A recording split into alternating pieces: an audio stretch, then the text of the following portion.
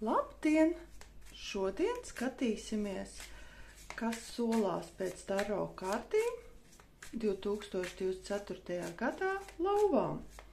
Tātad skatīsimies pēc astroloģiskām 12 mājām, jeb 12 dzīves sfērām, un skatīsimies, kas solās būt lauvām mums. Protams, kā jau es citos video pieminēju, skatāmies pēc saules zīmes, jeb vienkārši pēc tā mēneša datuma, kad mēs esam dzimuši, sameklējam, kas tas ir, vai mēs esam auns, vai lauva, vai tvīnis. Pēc tā arī sameklējam. Un tad skatāmies, nu ko sāksim. Tātad 12, izliksim 12 kārtis, katrai mājai pa vienai kārtī.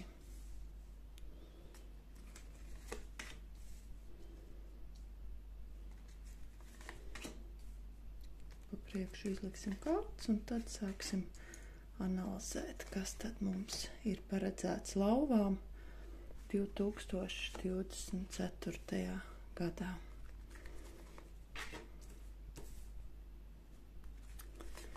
Šīs gads, protams, mums ir tā kā garais gads, saucamais karmiskais gads. Tātad, kā jau es teicu iepriekšējos video, ka šis būs tāds, ja mēs bijām tā kā labi un nedarījām pāri citiem, tad šis mums būs tāds plusiņu gads. Ja kaut ko sadarījām ne tā, kā vajadzētu pēc savas sirdsapziņas, tad tā būs.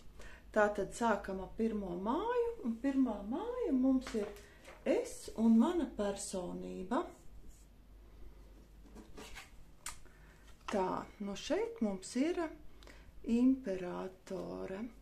Nu kas mums ir imperatore priekš lauvām? Tātad imperatore mums ir tāda stabilitāte, jaunrade, būs jauns idejas lauvām, kā sevi mainīt arī, jo šitas ir vairāk tomēr pirmā māja tieši es, mans izskats, manas, kā teikt, darbības, nu kā es parādu sevi kā personību. Un šeit mums būs tātad, būs veselības jautājums šogad varētu lauvās pievērsties. Ja kaut kāds ir bijušas problēmas, tad ir iespēja šīs problēmas novērst. Kā arī, ja lauvas būs tādās harmonijā, tāda laba, nu, imperatora, kā jūs redzat, šitā kārts ir tāda, ka persona jūtās ļoti labi, gan tur, kur ir, gan principā kā viņi izskatās, jo šeit mēs arī varam redzēt, kad ir patronese ir Venēra šai kārtī, un tas ir tāda mīlestības, naudas kārts, nu, kad cilvēks ir apmierināts, gan kā viņš izskatās, gan tas, kas viņam ir, bet, nu, protams, ir vienmēr iespēja tiekties uz kaut ko vairāk, un tālūk, jā. Skatāmies tālāk. Mana nauda. Nu, šeit lauvām būs kaut kāds izmaiņas, jo šeit ir tornis, kā mēs redzam, tornis tas ir tāds pēkšņās izmaiņas, varētu teikt, tāds zibens no skaidrām debesīm. Bet tas nenozīmē tikai tādā sliktā nozīmē, jo var būt gan plusā, gan mīnusā.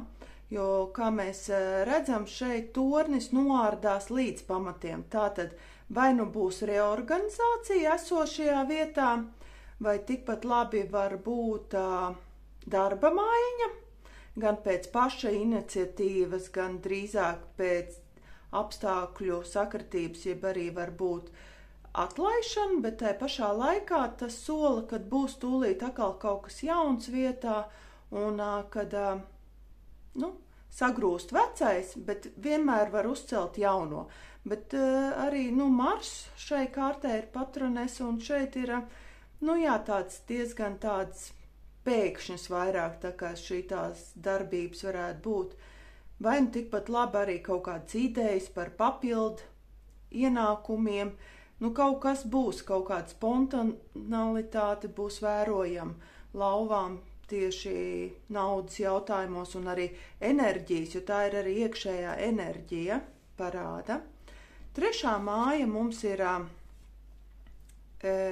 kaimiņi, brāļi, māsas, autolietas, kursi, apmācības, tādi īslaicīgas, mācības un transports. Šeit mums ir izkrīt pirmā kārts, jeb māks, un tas ir tā, ka principā viss, kas saistīts ar šo sfēru, viss būs ļoti labi, jo principā arī, ja kaut kādas problēmas šobrīd ir starp brāļiem, māsām vai kaimiņiem, vai transporta lietām, vai tāpat jūs plānojat kaut kādas apmācības, tad ir viss, kā teikt, lauva rokās, un būs iespēja gan mainīt, piemēram, transporta līdzekli, iegādāties citu, gan veltīt savu laiku apmācībām, gan arī, ja ir kaut kāda konflikta situācijas ar brāļiem, māsām, radiem, tad viss 2024. gadā vajadzētu sakārtoties. Un šeit arī, kā mēs redzam, patronese ir Merkūrs, un tas ir viennozīmīgi tāds, ka cilvēkam pieslēdzās domāšana, saprāts, un viņš saprot, gan, ja iepriekš kaut ko kļūdījies, tad šis ir tas gads, kad vajadzētu sakārtot lietas starp kaimiņiem, starp brāļiem, māsām, tādā veidā. Nākošā mums ir 4. māja, jeb ģimene, dzimta un īpašums, kur cilvēks dzīvo. Vieta, kā teikt, ja? Un šeit mēs redzam, ka mums izkrīt divnieku kauss. Un divnieku kauss ir tāda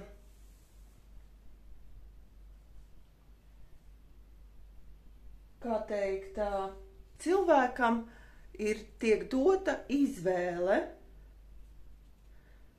Cilvēks var veidot viennozīmīgi šogad lauvām 2004. gadā, ja viņi ir vientuļas, būs iespējas uzsākt ģimenes, jeb kopdzīves, tādas attiecības, un arī, protams, tas ir tāds sākums, tas tāds skaists sākums, ka viņš var izvēlēties, jo arī ir, cilvēks ir vērsts uz partnerību, uz, kā redzam, atkal uz Venēru, un Venēra mums ir šai kārtī Vēzī, tas arī ir tāda ģimeniskuma, tāda mājas, mīlestības, radīšanas vieta, vai atkal tieši varbūt lauvām ir šogad plānā mainīt dzīves vietu vai kaut ko, teiksim, no mazāk uz lielāku vai vienkārši iegādāties, tad šeit kaut kādas iespējas viennozīmīgi būs. Gan veidot ģimeni, gan vienkārši iekārtot, varbūt veikt remontdarbus jau esošajā dzīves vietā, jo te būs, būs tādas iespējas un būs arī atbalsts no partnera. Tālūk. Nākošā mums ir 5. māja, tās ir izklaides, romantika, hobiji, viss, kas iet caur sirdi un bērni.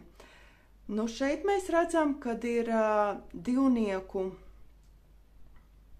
zizlis, un tas ir tā ir tāda kārts, kad cilvēks plāno, vai vairāk teikt, jau ir saplānojis, un kā redzam, lūkojās jau nākotnē, tātad lauvas šogad gan sāks domāt par bērniem, par tādu domu, ka varētu tiem, kam nav, un kas ir tādā vecumā, ka varētu radīt bērnus, vai arī tieši lauvas šogad varētu vēl arī plānot kaut kādas izklaides, hobijiem savam pievērsties, ka varbūt domās, ka kādu laiku jau ir aizmirsuši, tādā plānošanas stadijā būs viss, kas saistīts ar hobijiem, ar bērniem, ar izklaidēm, var rīkot arī ballītes šogad.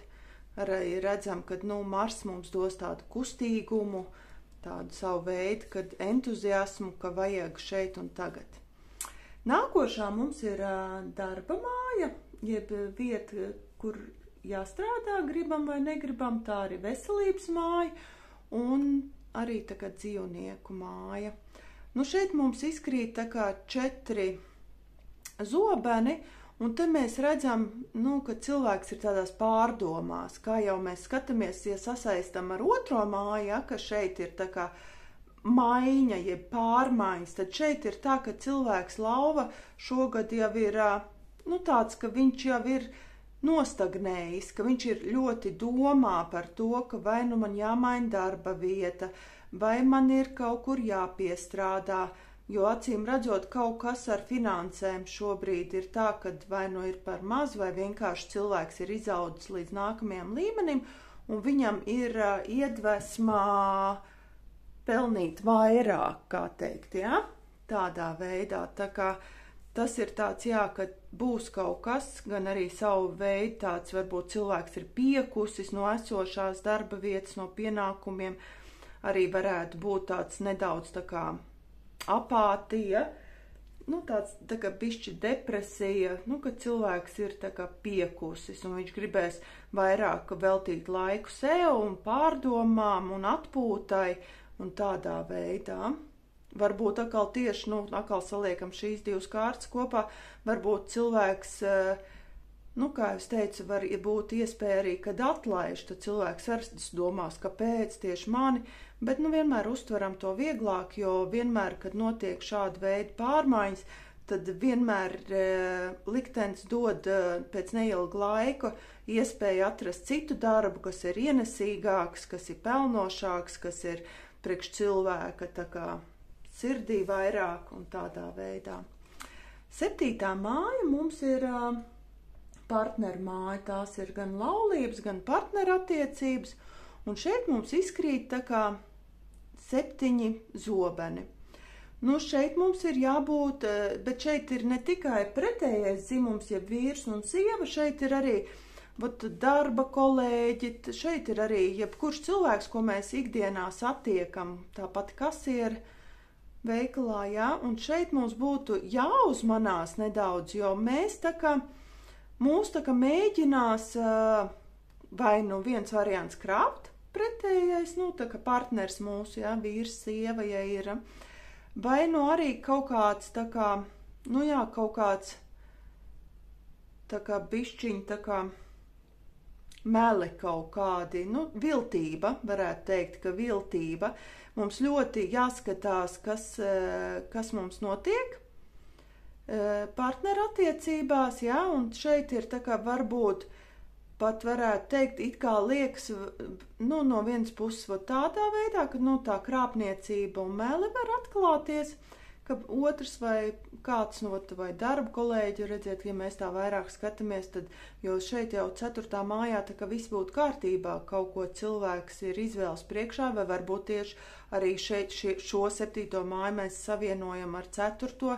Varbūt tieši mēs būsim izvēles priekšā, vai palikt šajās attiecībās vai nē, un tikpat labi vai veidot ar šo cilvēku attiecības, ja ir vairāk partneri, vai tieši ar šo, bet jābūt ir ļoti uzmanīgam, jā, jo šeit, es saku, šeit tāda, nu, ienaidnieku, tāda bīstama, varbūt draugi, kas, nu, var tā kā mēģināt caur viltu vai caur kaut kādiem meliem kaut ko mums sastāstīt, jo šeit, redziet, arī mēnesis tā kā patronēs šai kārtī, un tās ir emocijas. Un ūdens vīrā tas ir tāds pēkšņus atkal kaut kas, nu, tāds varētu teikt nevajadzīgs, bet, nu, dzīve nav rožu dārs un gadās visādi. Nākošā māja mums ir 8. māja, tā ir citu nauda, citi īpašumi, lielie kredīti, arī transformācijas māja, tāda krīzes māja, un šeit mums priekš lauvām, priekš 2024. gadā rādās augstākā priesteriene vai virspriesteriene. Nu, šeit mums ir pirmkārt ieslēgsies intuīcija, zemapziņa, tā kā savu veidu gudrība, tāds viedums parādīsies lauvai attiecībā, nu, varbūt atkal sasaistam ar to saucamo 4. māju, ja? Nu, kad tā kā, ja mēs arī gribam ņemt kredītus priekš dzīvokļu vai remonta vai iegādes, tad šeit ir jābūt bišķi uzmanīgiem, jo tā ir tomēr virspriestariene, tas ir tāds, lasam visus līgumus, ko mēs slēdzam uz kaut kādiem arī, ja mēs gribam kredītu ņemt, izlasam visus mazos burtiņus, vai atkal, piemēram, kaut kas var būt tā kā mūsu partneris, jo šeit ir tā saucamā vīra sievas nauda, arī darba nauda, ja mēs strādājam darbā ar lieliem finansēm, esam grāmatveži vai tur finansisti. Šeit ir jābūt bišķiņu uzmanīgam, jo virspriestarien tā kā parāda arī tādu savu veidu, tā kā apslēptos ūdeņus, akmeņus, apslēptos akmeņus zem ūdens, tad esam tādi bišķiņi, tā kā, ja vajag griežamies pēc padomu pie speciālisti, jo būs šajā jautājumā kaut kādas neskaidrības. It īpaši saka, ja mēs kaut ko plānojam ar 4. māju un kredītiem, tad ir ļoti jāizvērtē visas iespējas, viss tāds, un tad tikai jāpieņem tāds gala lēmums jau tā nevis uz karstām oglēm, kā šeit, mēs redzam, ka mēs pieņemsim, pēc šitā te lielu kredītu un beigās saprotam, viss skaisti, viss labi, bet mums pietrūkst resursi šo kredītu nomaksāt, tā kā redziet, jo tieši ar pretī 2. mājai, tātad, skatāmies. Vai arī kaut kas var mainīties partnera, ienākumos, tas ir vīrs, sieva, kaut kas, darba, vai paliek, bez darba, vai atkal kaut kas var mainīties. Nākošā mums ir 9. māja, tā ir reliģija, filozofija, ārzemes, lielie ceļojumi, un šeit mums izkrīt 6 monētas. Tas nozīmē šī ir ļoti laba tāda kārta, kā mēs redzam, cilvēks ir apmierināts ar to, kas viņam ir, un viņš dāsni dalās ar saviem apkārtējiem. Tas ir tāds mecenātisms, vai jūs, ja jūs esat, kā teikt, naudas ziņā tādi stabili, varat padalīties ar saviem tuvākajiem, vai atkal tieši otrādāk, varbūt jums uzradīsies kāds cilvēks, kas jūs atbalstīs, jo tas ir arī tāds savu veidu, tāds, ja mēs skatāmies arī, ja kaut kas mainās, tas ir no ārzemēm varbūt partneri sadarbības, kas mums var palīdzēt, ja mums ir, piemēram, privātais biznes, vai mēs kaut ko tirgojam, vai sūtam uz ārzemēm, tad šeit ir tāda ļoti laba. Tāpat tās būs arī līdzekļi ceļojumiem, ja vēlamies augstskolā, varam iestāties arī, jo šī ir arī augstākā, un būsim tādi viedi, kā teikt, Nākamā mums ir 10. māja, un tas ir mūsu tā kā augstākais sasniegums, karjera, mūža profesija, ambīcijas, sociālais un profesionālais status. Šeit mēs redzam, ka cilvēks izkrīt šī kārts, un te ir tā kā nedaudz kaut kādas bailes par to, kas ir un kas būs.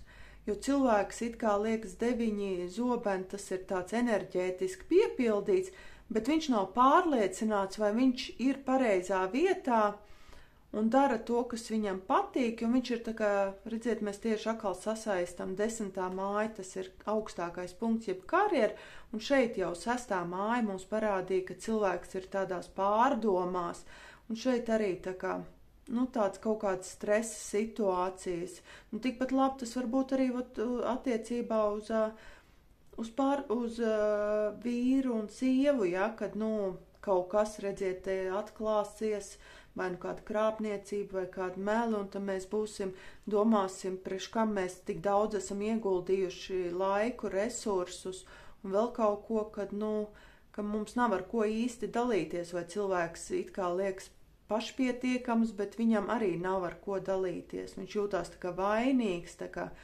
bailes, tās ir savu veidu bailes, bet, no visām bailēm mēs zinām, kad ir jāiziet un jāatpaceļ galva jebkurā situācijā un jāiet tālāk. Nākošā mums ir 11. māja. Tā ir tā saucamā draugi, sapņi, vēlēšanās. Un šeit mums ir 2 monētiņas. Redzam, kā tas čalis, mums būs ar draugiem ļoti jautri, viss tā kā kārtībā, jo šeit mums arī tā kā tuvākie parādās 3. mājā, un tad varam redzēt, ka būs tāds plezīrīgs noskaņojums lauvām šogad, un būs tāds mācēs turēt balanci starp draugiem, starp savām iegribām, vēlēšanām, jo šeit mēs arī redzam, ka patrones šai kārtī ir Jupīters. Līdz ar to tādas iespējas būs vienkārši pēkšņiem, varbūt tikpat labi tie paši ceļojumi kopēji ar draugiem. Tāds viss, jā, kad pozitīvu kārts viennozīmīgi būs labs tāds gads. Un pēdējā mums ir 12. māja, jeb noslēpumainā māja, ierobežotības māja, vai lietas, ko mēs neredzam, vai kas mums tā kā liek visu laiku pa naktīm negulēt un domāt, ja?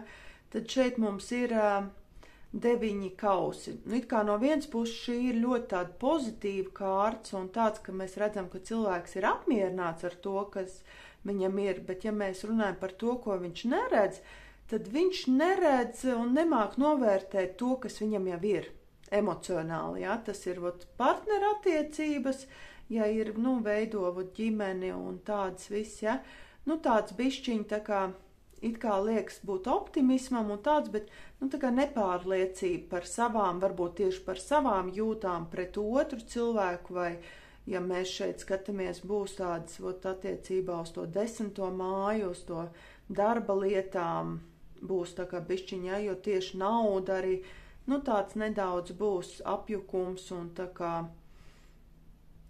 vai, baidīsies vai spēs realizēt savus sapņus, bet tad ar šito vienkārši jātiek ar emocijām galā, vai braucam peldēt, vai meditējam, vai vēl kādā veidā caur jogu, ja, jo šeit tieši Jupīters un Zivs, tas ir tāds veids, kā tikt no šīs situācijām, vai kā teikt, no šīm negatīvām emocijām vaļā, jo tā, principā, šī ir ļoti tāda pozitīva kārts.